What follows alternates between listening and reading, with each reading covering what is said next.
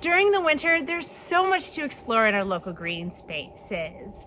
While some animals are asleep in hibernation and others have migrated to other parts, there are still plenty of species that are living their lives as normal during the wintertime. With fresh snowfall, winter is the perfect time to learn about our local animals and how they interact with our backyards, parks, and ravines through signs they leave behind. Signs we can look out for include nests or burrows, foraging or browsing, in other words, signs of eating, poop, or what we call scat, and tracks. Today we'll explore some of the common urban wildlife and how to identify their tracks. Tracks of our squirrels are probably the easiest to find. The eastern gray squirrel is a bit larger in size than our red squirrels, and they have fairly distinct tracks. Fortunately, we've been able to find some here. If you take a close look at their tracks, you can see that you've got these 4 different paw prints heading into the snow. Now, when it comes to squirrels are one of our hoppers, which means they're jumping from place to place. So when we look at their tracks, what we're seeing are these long footprints over here in the front and then really small footprints in the back. And they create this almost perfect W or butterfly shape. And this is pretty consistent with most squirrel tracks unless they're on the run. Now, what's interesting about squirrel tracks, and as well with our rabbits, is that their hind paws are actually in front of their front paws. So as they're hopping, they're bringing their back paws forward and their front paws to the back. So when we're looking at their tracks, this squirrel is going in this direction. And interestingly enough, if we were to look a little bit further, we can actually see some evidence of digging here. So to us, the story this tells is that perhaps the squirrel was hopping along, and then they were able to find a cache or a storage of some of the food that might have been left there earlier. Our white-tailed deer are pretty obvious to tell from our other local wildlife, simply because our white-tailed deer have hooves instead of paws or feet. When you see their track, you notice this almost upside down heart shape to their track. Where you would see the point of the heart, that is the tip of their hooves. So the direction they would be going in would be forward this way. Coyote tracks are one of the more interesting prints to be able to see.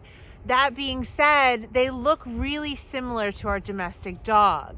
Now, there are a few tips and tricks that you can look for in order to determine whether you're looking at a coyote or a domestic dog.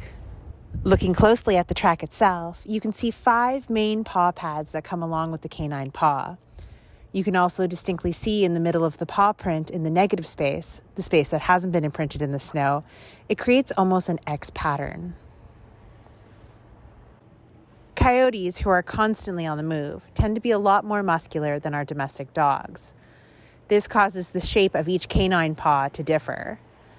Coyotes, being muscular, keep an oval shape to their paw print, while dogs tend to be more circular or round. Our coyotes, not knowing when they're going to get their next meal, have to be really careful about how they use their energy and conserve it as much as possible. Because walking in snow is really energetically costly, they need to make sure that they're not running around or using unnecessary energy along the way. Because of this, you'll often see that when coyotes are walking, they'll tend to walk in a very straight line. You'll also sometimes notice in deeper snow, the paw prints tend to be further away from one another. The reason why this happens is because the coyote is putting its hind paw into the same footprint it's made with its front paw in order to save the energy of having to make a new print every single time. Our domestic dogs, knowing that they'll likely go home to a meal, are much more willing to expend their energy. When you see their tracks, they are often running all over the place, creating weaving patterns, unlike our coyotes walking in a straight line. You'll find tracks of humans close by as well. Just like squirrels, our cottontail rabbits are hoppers. So again, that means they're hopping along wherever they're going and bringing their hind feet forward and their front feet to the back. So if you look at this trail track down here, you'll notice that it looks quite different than what we see with our squirrels. You'll notice that it doesn't have that distinct butterfly or W shape. And this time, the two paws, which would be the front paws that are in the back, are now staggered as opposed to being right beside each other. So you've got these long footprints in the front. These are the hind feet coming forward, and the smaller footprints in the back, which are the front feet that are staggered back here. So you can see there's a nice trail coming across. So obviously, if we look, this rabbit here was going in this direction. One of the less common tracks you'll find, but always interesting to see, is some of our rodents. Our shrews and voles, rather than walking on top of the snow, will tunnel underneath the snow in order to avoid their predators that might be lurking above. However, on occasion, you will get to see the signs of some of that tunneling, and you might even be able to see some of their footprints up top. So what we have here is either a shrew or vole that has started to create almost a tunneling shape, as you can see through these lines here.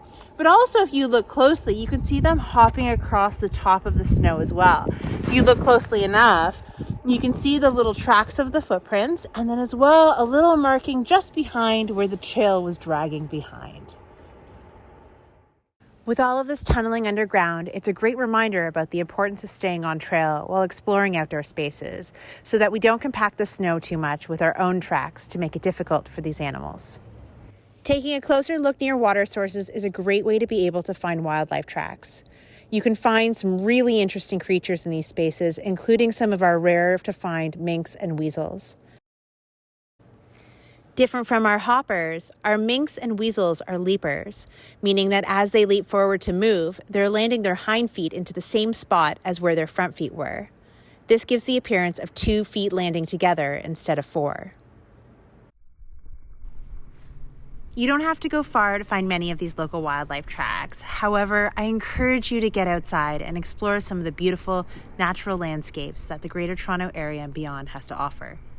Conservation areas like Clareville, Albion Hills, Courtright, and Tommy Thompson are open all throughout the year and give us a chance to witness and appreciate the signs of local wildlife.